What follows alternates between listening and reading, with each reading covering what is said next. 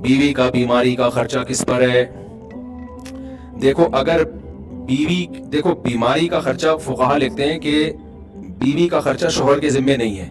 लोग इस बात को बड़ा नेगेटिव, और इस पर पूरी उम्मत का इजमा है, जितने फुकाहा हैं सब ये लिख रहे हैं कि बीवी बीमार हो जाए तो शोहर के जिम्मे उसका इलाज का खर्चा नहीं है। यूं समझ लें कि इजमाई मसला है, लेकिन इसका मतलब वो नहीं है जो समझा जाता है।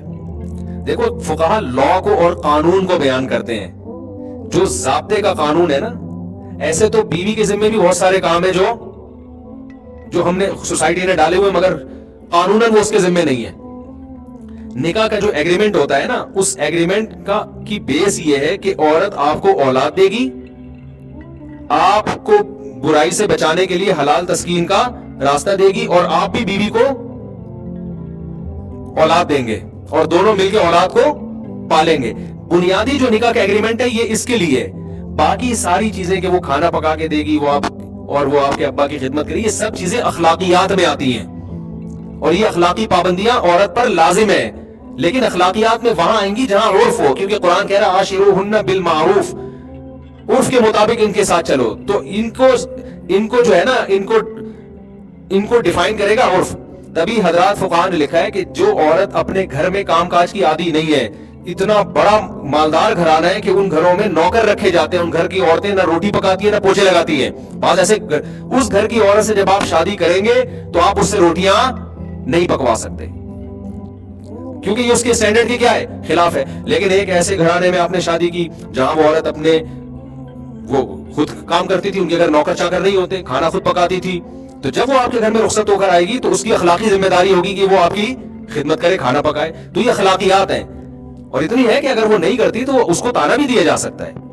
समझ में आ रही है बात? लेकिन अगर आपने स्टैंडर्ड ऊपर है तो फिर उस स्टैंडर्ड में नहीं है। तो बेसिक निकाह में खिदमत नहीं है। निकाह की बेसिक ये कि आपको एक शरीका हयात मिल गया, जो दोनों मिलके आगे औलाद को पालेंगे। अब निकाह में ये वाला कॉन्सेप्ट खत्म हो गया है जो असल था। बच्चे तो पैदा हो ही नहीं रहे, बाकी सारे अतरम पटरम एक दूसरे के खोपड़ी में डाल दिए, बहुत सारी चीजें डाल दी एक दूसरे के जिम्मे ना। जो असल था वो तो मार्केट से क्या हो गया, शॉर्ट हो गया। तो अब ये बात समझें कि ये जो हजरात फुकाहा बयान करते हैं ना कि मर्द पर इलाज बीवी का लाजिम नहीं है, ये इसलिए बयान करते हैं कि सिरे से इस्लाम में इलाज ही लाजिम नहीं है। अपना भी नहीं है तो बीवी का कहां से होगा? मिसाल के तौर पर आप बीमार हो गए, बुखार हो रहा है, तो कोई मुफ्ती नहीं कहेगा कि पैनाडोल खाना शरअन आप पर वाजिब है। कोई कहेगा? वाजिब नहीं है। हाँ, एहतियात वाजिब है। बुखार हो गया, आप ठंड में बनियान पहन के बैठ गए, मर जाओगे, खुदकुशी का गुनाह होगा। तो परहेज वाजिब है, इलाज सुन्नत है, वाजिब नहीं है। आई बात समझ में? लेकिन क्या ये मसला सुन के कोई आदमी फंटर बन सकता है कि बुखार हो रहा है तो चूंकि मुझ पर 2 गोली पैनाडोल खाना वाजिब नहीं है, लिहाजा मैं थर कांपता रहूंगा और कंबल लेके अपना बुखार कम करने की कोशिश करूंगा, जैसे पुराने जमाने में लोग किया। पुराने जमाने में तो 6 कमरों में लपेट दो, पसीना निकलेगा तो बुखार क्या हो जाएगा, खत्म। फौरन कहेगा अबे 2 गोली में कितना खर्चा जा रहा है, खा यार। तो इसी तरह जब बेगम बीमार हो गई है तो जैसे आप खुद 2 गोली पैनाडोल की खाते हो, तो सवाल पैदा होता है जब ये कमाती भी नहीं है, हाउस वाइफ है, इसके पास पैसा भी नहीं है, तो क्यों जालिम आदमी है, तो पड़ोस में कोई तड़ा पड़ा हो तो आदमी कहता है इसको जाके टीका लगा दे, ये तेरी बीवी है, तेरे बच्चों को पालेगी। तो इतना तो अखलाकियात का तकाजा है ना कि इलाज कौन कराए, ना तो इसको जॉब करने दे रहे हैं तो ना खुद इलाज कर रहे हैं। तो ये इंतहाई दर्जे की गैर अखलाकी हरकत है। फुकाहा ने लॉ और कानून बयान किया है, लेकिन ये नहीं, वो जो बयान कर रहे हैं वो भी अपनी बीवियों का इलाज खुद ही किया करते थे। तो ये अखलाकियात का तकाजा है। इसकी और आसान मिसाल दूं, जब आप बस में यहां से लाठी जा रहे हो, सीट के पैसे आपने दिए, W11 में आप बैठ गए, कोई बूढ़ा आदमी आया तो आप उसके लिए जगह छोड़ते हो कि नहीं छोड़ते?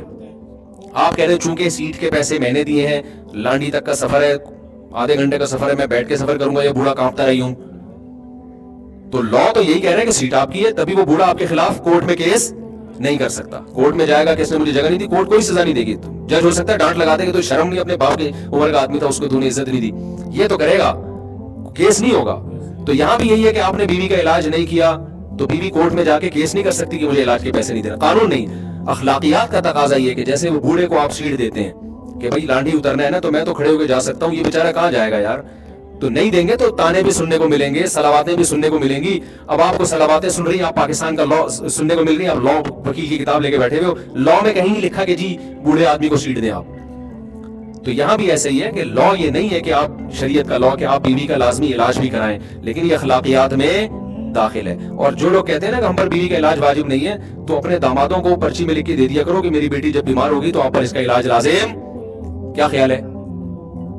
تو علاج اس لیے کہ اپنا بھی علاج شریعت میں لازم نہیں ہے. تبھی علماء لکھتے ہیں کہ اگر آپ بیمار ہوئے، آپ نے پرہیز نہیں کیا، مر گئے تو خودکشی کا گناہ ہوگا، لیکن پرہیز کیا، علاج نہیں کیا، مر گئے تو خودکشی کا گناہ نہیں ہوگا، بلکہ اس کی نسبت اللہ کی طرف کی جائے گی کہ بھائی بس نہیں ہے. اب ایک آدمی کو بخار ہو رہا ہے، نہیں کھا رہا پیراڈول، فنٹر بنا ہوا. بہت سے ایسے علماء آج بھی ہیں، بڑے بڑے بزرگوں کے واقعات ہیں، انتہائی بیمار ہوتے تھے، ڈاکٹر کو قریب نہیں پڑکنے دیتے تھے وہ، اور ٹھیک ہو جاتے تھے وہ، اور لمبی عمریں پائی ہیں انہوں نے. کئی واقعات ہیں. ابھی میں گیا، ایک 95 سال کے بوڑھے ملے، ہمارے حضرت 78 سال، ڈاکٹر کو نہیں قریب آنے دیا کبھی حضرت نے، تو 80 کے قریب تو پہنچ گئے تھے وہ بھی.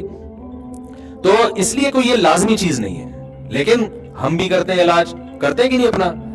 تو سنت ہے، نبی صلی اللہ علیہ وسلم نے بھی علاج کیا کہ بھئی زیادہ آگے نہ نکلو، آپ جو کر لو، لیکن نارمل علاج ہونا چاہیے. اب اس قانون کا فائدہ یہ ہوا کہ اخلاقیات کا تقاضا ہے کہ بیوی کا علاج کرائیں، لیکن یہ اخلاقیات کا جب ہے جب بیوی کے پاس پیسے نہ ہو. اگر اس کے پاس اپنا پیسہ ہے تو پھر آپ کی اخلاقی ذمہ داری بھی نہیں ہے، پھر وہ خود کرائے اپنا علاج.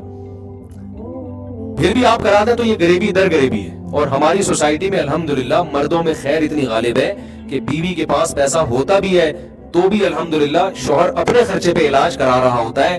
یہ ہماری سوسائٹی کا ایک بہت پازیٹیو پہلو ہے جس کی خواتین کو قدر کرنی چاہیے. گوروں میں یہ چیزیں بالکل نہیں ہیں.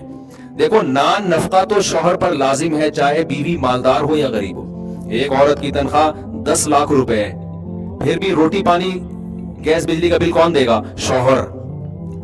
لیکن کیونکہ وہ تو اس کے ذمہ ویسے ہی لازم ہے نا، اس کا عورت کے مالدار یا غریب ہونے سے کوئی تعلق نہیں ہے. لیکن علاج چونکہ لازم نہیں ہے. اب اس قانون کا یہاں نتیجہ نکلے گا کہ یہ اخلاقی پابندی ہے. تو اخلاقی میں یہ ہے کہ بھائی جو بیمار ہے سب سے پہلے اپنے پیسوں سے اپنے اوپر خرچ کرے گا وہ.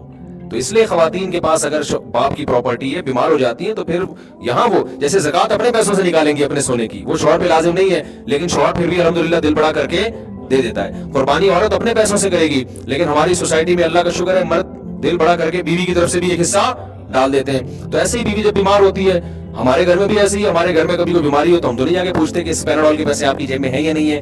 جتنا بھی خرچہ آ رہا ہوتا ہے مکھنچو بن کے مرد ہی اٹھا رہا ہوتا ہے. میں نے غلطی سے اپنی طرف اشارہ کر دیا، مرد ہی اٹھا رہا ہوتا ہے. تو یہ اخلاقیات ہیں کہ جو چیز واجب نہیں ہے وہ بھی، اور پھر اس کے پاس پیسہ ہے پھر بھی مرد کر رہا ہوتا ہے. تو اچھی بات ہے، کر لینا چاہیے. مرد تو کھلا خرچ کرنے والا اچھا لگتا ہے، سمجھتے ہیں. اس طرح کی اور ویڈیوز کے لیے ہمارا چینل مفتی صاحب آفیشیل سبسکرائب کریں.